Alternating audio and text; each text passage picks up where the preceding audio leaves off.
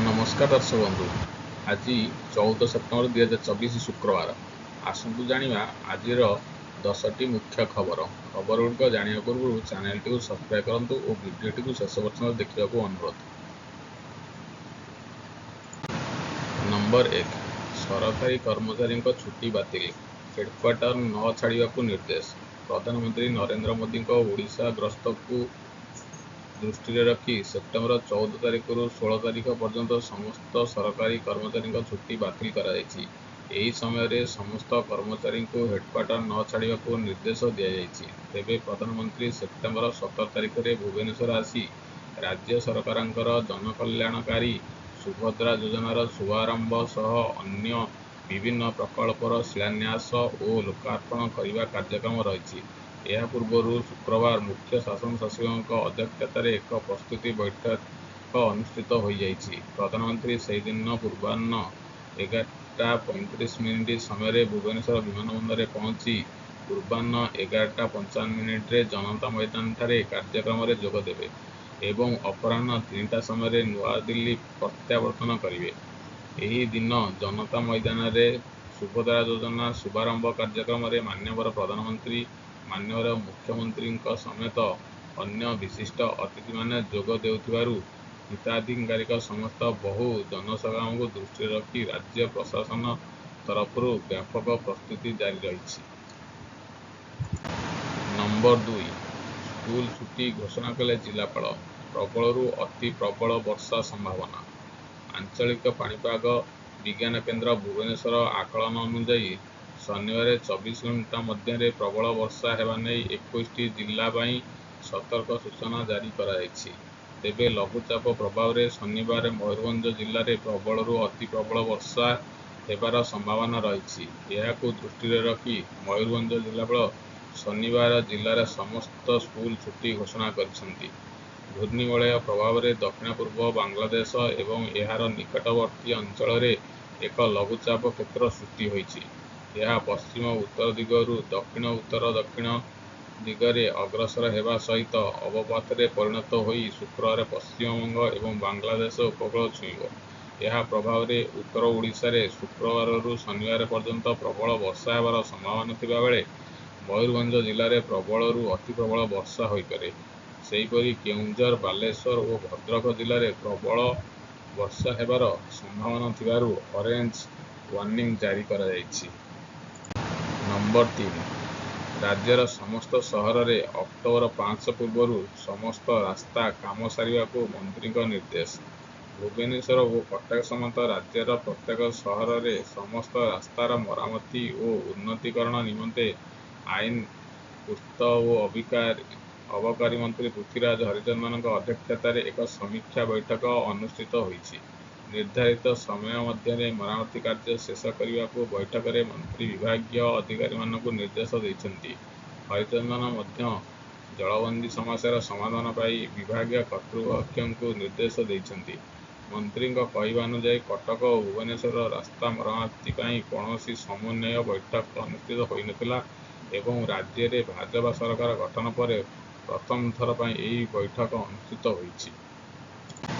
Number 4, ରାଜ୍ୟରେ ଲାଗୁ ହେବ କାମଧେନୁ ଯୋଜନା, ମୁଖ୍ୟମନ୍ତ୍ରୀ କହିଲେ 1424 କୋଟିର ଅନୁଦାନ। ରାଜ୍ୟରେ ଦୁଗ୍ଧ ଉତ୍ପାଦନ ପାଇଁ ଲାଗୁ ହେବ କାମଧେନୁ ଯୋଜନା। ଜାତୀୟ ମୌସୁମୀ ବୈଠକରେ ମୁଖ୍ୟମନ୍ତ୍ରୀ ମୋହନ ମାଝୀ ଏହି ସୂଚନା ଦେଇଛନ୍ତି। କାମଧେନୁ ଯୋଜନା ପାଇଁ ଖର୍ଚ୍ଚ ହେବ 1424 କୋଟି ଟଙ୍କା। ଗୋରୁ ଗାଈଙ୍କ ସ୍ୱାସ୍ଥ୍ୟ ଓ ଚିକିତ୍ସା ଲାଗି ଗୋମାତା ଯୋଜନା ହୋଇଛି। ସେହିପରି ବୁଲା ଗାଈଗୋରୁଙ୍କ ଲାଗି ମୁଖ୍ୟମନ୍ତ୍ରୀ ପ୍ରାଣୀ କଲ୍ୟାଣ ଯୋଜନା। ପଶୁ ସମ୍ପଦ ଉତ୍ପାଦନ କୃଷକଙ୍କ ଜୀବନର ଖାଦ୍ୟ, ଆୟ ଓ ନିଯୁକ୍ତି ପ୍ରଦାନରେ ମୁଖ୍ୟ ଭୂମିକା ବହନ କରିଥାଏ। ରାଜ୍ୟରେ ଦୈନିକ ଦୁଗ୍ଧ ଉତ୍ପାଦନକୁ ଦ୍ୱିଗୁଣିତ କରିବା ଲକ୍ଷ୍ୟ ନେଇ ଏ ନୂତନ ଅମ୍ବ୍ରେଲା ସ୍କିମ୍ ମୁଖ୍ୟମନ୍ତ୍ରୀ କାମଧେନୁ ଯୋଜନା ଆରମ୍ଭ କରାଯିବ। ଏହା ଅଧୀନରେ ପ୍ରତିବର୍ଷ 2000 ହିତାଧିକାରୀଙ୍କୁ 2ଟି କ୍ରସବ୍ରିଡ୍ ଗାଈ ରଖିବା ପାଇଁ କ୍ଷୁଦ୍ର ଦୁଗ୍ଧ ୟୁନିଟ୍ ପ୍ରତିଷ୍ଠା କରାଯିବ। ଏଥିସହ 20,000 ଦୁଗ୍ଧ ଚାଷୀଙ୍କୁ ରିହାତି ବାଛୁରୀ ଖାଦ୍ୟ ଯୋଗାଇ ଦିଆଯିବ। 1 ଲକ୍ଷ ଚାଷୀ ଦୁଧିଆଳି ଗାଈର ବୀମା ପାଇଁ ସହାୟତା ପାଇବେ। ଏସବୁକୁ ଦୃଷ୍ଟିରେ ରଖି ପ୍ରାଣୀ ସମ୍ପଦ ବିକାଶ କ୍ଷେତ୍ରରେ ମୋଟ ଆବଣ୍ଟନ 696 କୋଟି ଟଙ୍କାକୁ ବୃଦ୍ଧି କରାଯାଇଥିବା ମୁଖ୍ୟମନ୍ତ୍ରୀ ବଜେଟ୍ ଅଭିଭାଷଣ ବେଳେ ସୂଚନା ଦେଇଥିଲେ। ନମ୍ବର 5, ଟୋଲ୍ ପ୍ଲାଜାରେ ଟୋଲ୍ ଆଦାୟ କରିବାକୁ ନେଇ ନୂଆ ସିଷ୍ଟମ ଆରମ୍ଭ। ଦେଶରେ ଟୋଲ୍ ପ୍ଲାଜାରେ ଟୋଲ୍ ଆଦାୟ କରିବାକୁ ନେଇ ନୂଆ ସିଷ୍ଟମ ଆରମ୍ଭ ହୋଇଛି। ଏହି ସିଷ୍ଟମ ସିଧା ସ୍ୟାଟେଲାଇଟରୁ କାମ କରିବ। ଯେଉଁ ଗାଡ଼ି ଏହି ସିଷ୍ଟମ ଲଗାଯାଇଥିବ ତାକୁ କୌଣସି ବି ଟୋଲଗେଟ୍ରେ ଅପେକ୍ଷା କରିବାକୁ ପଡ଼ିବନି। ନା ଅପେକ୍ଷା କରିବାକୁ ପଡ଼ିବ ନା ଟୋଲ୍ ଦେବାକୁ ପଡ଼ିବ। ତେବେ ଜାଣନ୍ତୁ ଏହି ନୂଆ ସିଷ୍ଟମ ଆସିବା ପରେ ଟୋଲ୍ରେ ଟଙ୍କା କିପରି କଟିବ, ଯେଉଁମାନଙ୍କର ହାଇୱେ ଉପରେ ଘର ସେମାନେ କି ପ୍ରକାର ସୁବିଧା ମିଳିବ।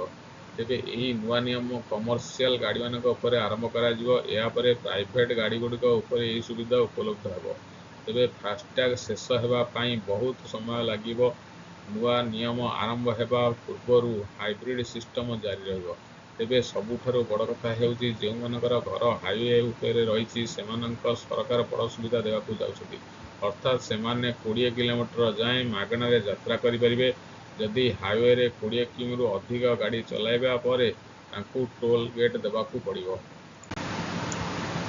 ପାରଳା ମହାରାଜା ଇଞ୍ଜିନିୟରିଂ କଲେଜର ହିନ୍ଦୁ ଛାତ୍ରଙ୍କୁ ଗୋମାଂସ ଖୁଆଇ ଦେବା ଅଭିଯୋଗ।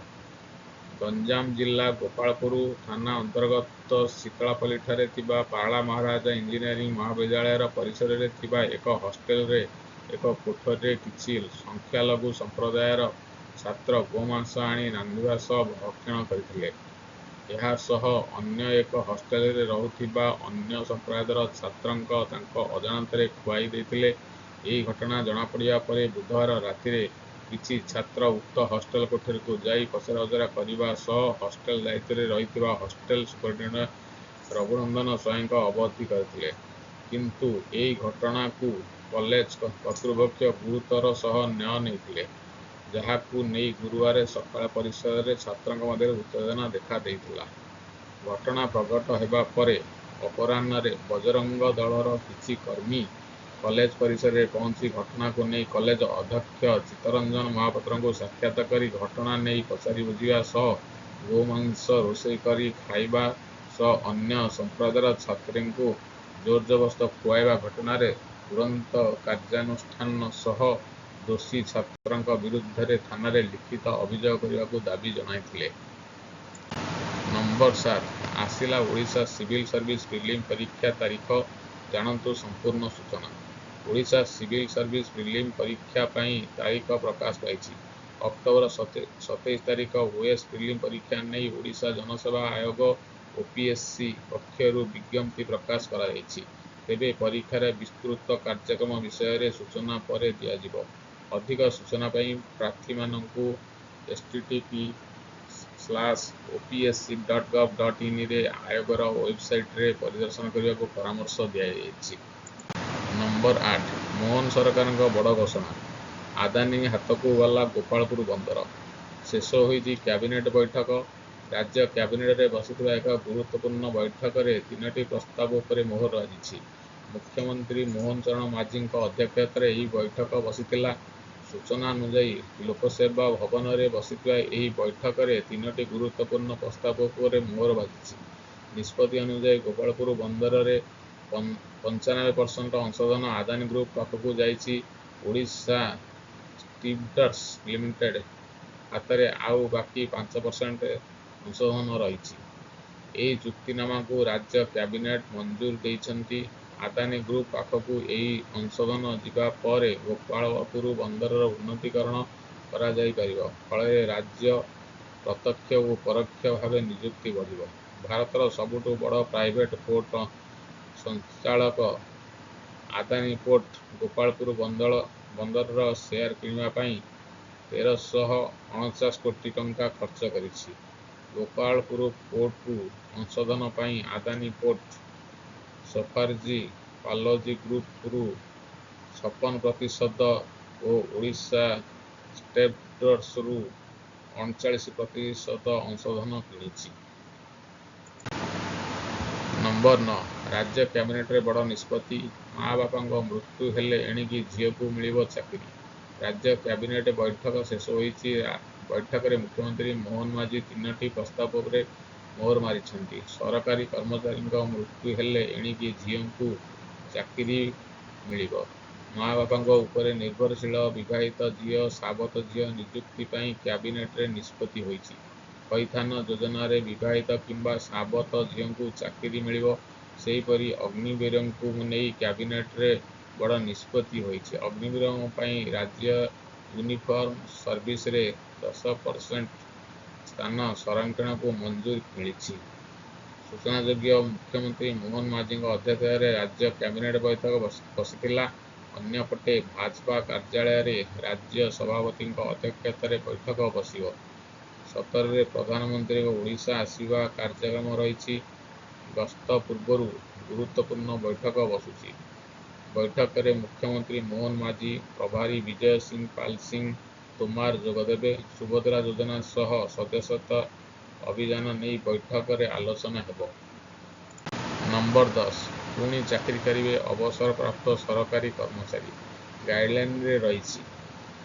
ଅବସରପ୍ରାପ୍ତ ସରକାରୀ କର୍ମଚାରୀଙ୍କୁ ମିଳିବ ପୁନଃ ନିଯୁକ୍ତି। ଏଥିପାଇଁ ରାଜ୍ୟ ସରକାର ଗାଇଡଲାଇନ ଜାରି କରିଛନ୍ତି। ଅବସରପ୍ରାପ୍ତ କର୍ମଚାରୀମାନେ କେଉଁ ମାନଦଣ୍ଡରେ ଚୟନ ହେବେ ସେ ନେଇ ବିସ୍ତୃତ ଗାଇଡଲାଇନ ଜାରି ରହିଛି।